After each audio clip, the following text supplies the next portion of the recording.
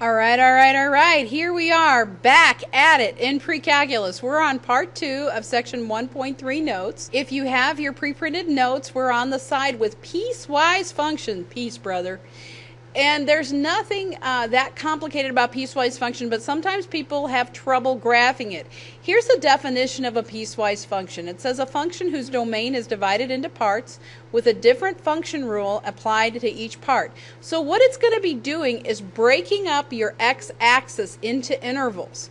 If we look at this one, if you know how to graph y equals the opposite of x for x less than 0, that means this x less than 0 is we're going to take from 0 to the left. We're going to put in 0, -1, -2, -3, and so on. And we're only going to graph that side of the opposite of x.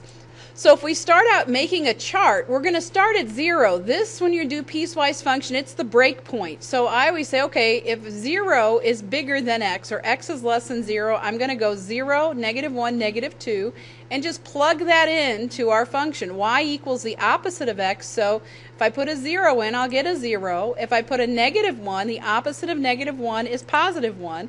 And if I put a -2 in, the opposite of -2 is +2. These are our ordered pairs, and if we plot them here, one thing you have to be careful with is that this is a less than. So this is where the hole is going to be. If it's less than, it doesn't include this point. It goes all the way to that 0, 0, but doesn't include it. So when I go to plot the 0, 0, I'm going to put an open circle. And then -1, 1, -2, 2. And there is that part of the graph. This is the graph of y equals the opposite of x only for x's less than 0 and strictly less than 0. That's why you have an open circle here. This part of the graph, y equals positive x for x greater than or equal to 0, means I'm going to go from 0 on up, and I'm going to include 0 as a point. So 0, 1, 2 are going to be the points. Why did I pick those? They're easy. So 0, if I put a 0 in, I get a 0 back out. If I put a 1 in, I put a 1 back out. And if I put a 2 in, that should be 2.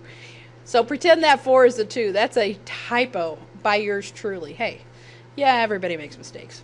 So 0, 0, 1, 1, 2, 2. So when you graph it, this is this part of the graph. So this is the graph of y equals x for x greater than or equal to 0.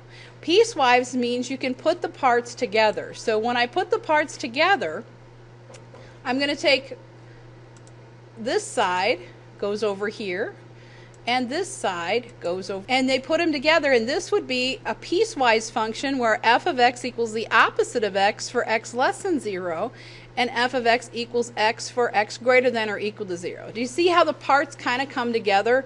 It's breaking up your domain. It's breaking up your x values. So since they overlapped, for example, 0, 0 was included here. That's why you would color this point in. Sometimes they overlap and go right on top of each other, so it's continuous, and sometimes they're not continuous. If I look at this one, this guy's continuous because all the points are included in the domain. So this is how they break up a piecewise function and where it comes from. You just do a little part at a time and then put those parts together. Let's do an example of graphing a piecewise function. So this is a little more complicated one, but if you just keep that in mind that you're breaking up the x domain. G of x equals the absolute value of x if x is less than 0, and g of x equals x squared if x is greater than or equal to 0. So the first thing I see is that 0, 0 is the breaking point. And that means I'm going to start my chart of values at 0 on both of them. So the domain splits at 0, so I find those values first. The top one is a less than. That's where the hole is going to be. So if I start with the first left-hand side, I'm just going to take them apart at a time. For x less than 0, I'm going to pick 0, -1, -2. You can pick any values. These make it pretty easy. So 0, 0. -1 would be +1, and -2 would be +2.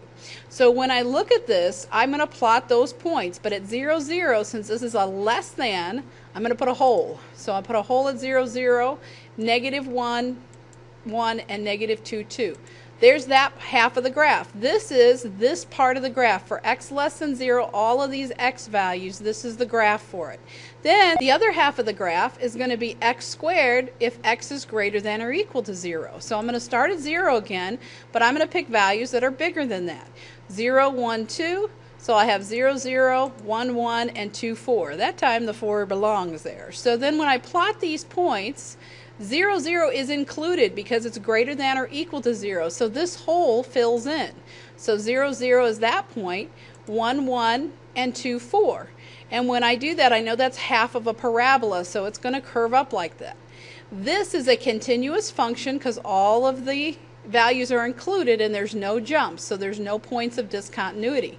Sometimes there's a jump. If, for example, this had been x squared plus 1 and all this was shifted up, you'd have an open circle here and it'd start up here. So be careful with the piecewise function. You can break your domain up into 2 or 3 or 4, but I believe the ones in your book just split it at a certain point. Hope this helps, and I will see you later.